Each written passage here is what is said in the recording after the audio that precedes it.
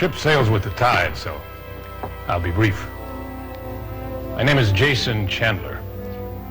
You may not recall, so let me refresh your memory. In the 1870s, with the aid of a locomotive drilling engine far ahead of its time, I discovered an immense vein of gold deep in the Thunder Mountains. Its volume beyond measure, so vast as to render the entire gold standard as worthless as tin.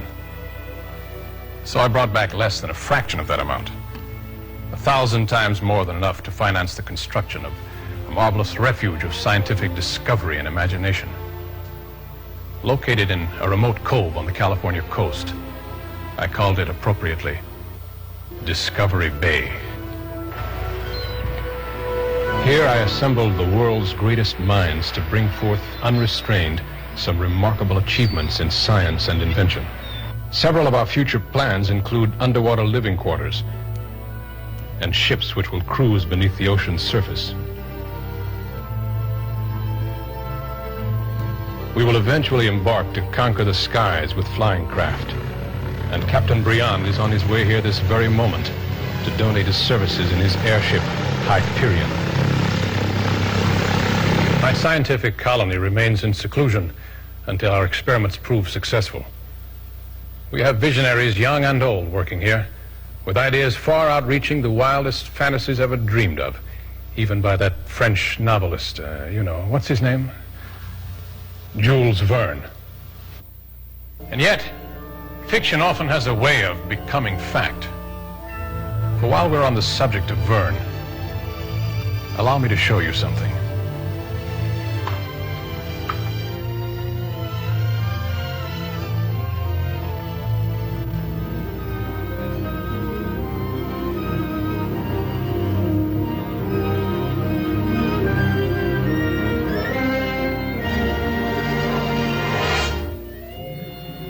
In 20,000 leagues under the seas, a giant monster was reportedly sinking ships at random in the great northern and southern Pacific Oceans.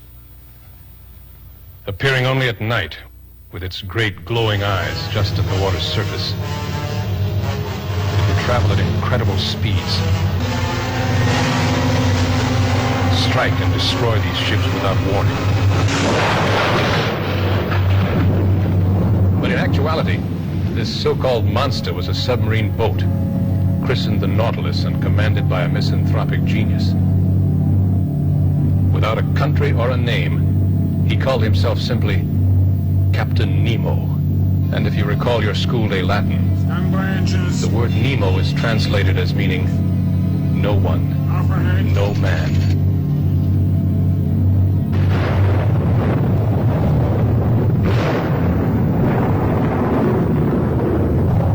Following an explosion, the power of which has never been equaled by man, the Nautilus, Captain Nemo, and his renegade crew disappeared beneath the waves.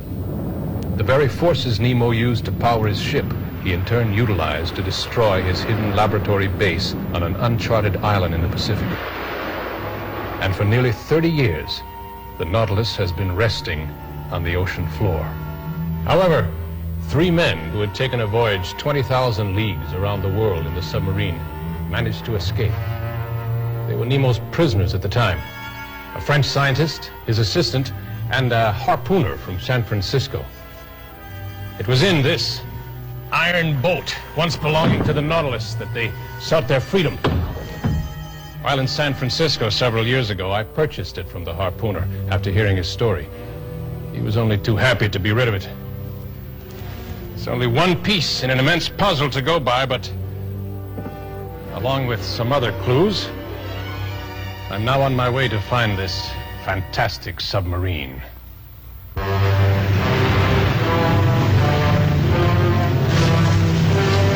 challenge of locating this craft, whether it's salvageable or not, and the secrets locked within its watery grave, could indeed provide the focal point of my scientific colony itself.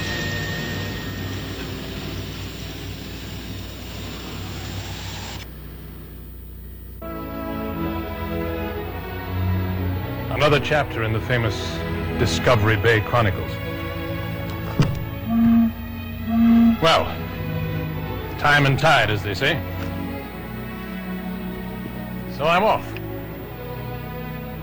We've got an extra berth or two. Why don't you come along?